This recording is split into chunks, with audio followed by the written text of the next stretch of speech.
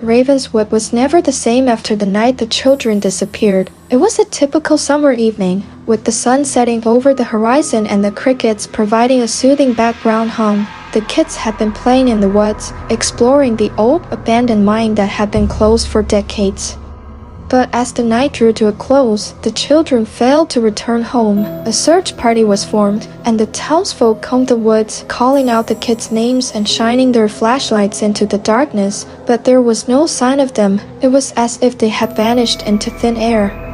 As the days turned into weeks, the town of Ravenswood was gripped with fear. People began to whisper about an ancient curse, one that had been awakened by the kids meddling in the mine. Some said they had seen shadowy figures lurking in the woods, watching and waiting. Others spoke of hearing strange noises in the dead of night, like the sound of children crying and laughing. One person who was determined to get to the bottom of the mystery was Emily, a young journalist who had grown up in Ravenswood. She had always been fascinated by the town's history, and she was convinced that the key to the children's disappearance lay in the old mine. As Emily delved deeper into the mystery, she began to experience strange occurrences herself. She would find strange symbols etched into the walls of her apartment, and she would hear whispers in her ear when she was alone.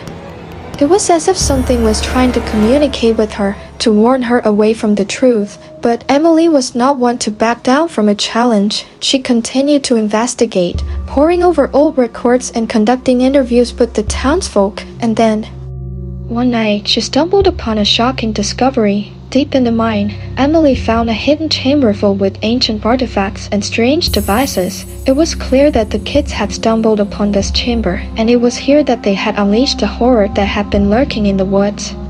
As Emily explored the chamber, she realized that she was not alone. The keeper, the mysterious figure rumored to be the guardian of Ravenswood's darkest secrets, was watching her. And then, in an instant, Emily was face to face with the horror that had been terrorizing the town.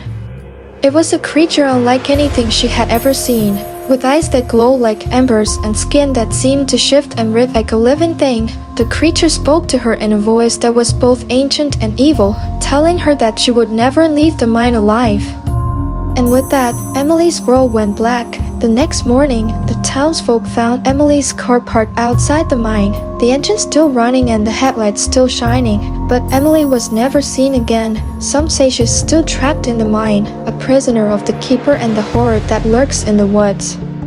Others say she was driven mad by what she saw, and that she's still out there, wandering the woods and searching for a way to escape. But one thing is certain, Ravenswood will never be the same again. The horror that lurks in the woods has been awakened, and it will stop at nothing to claim the town as its own.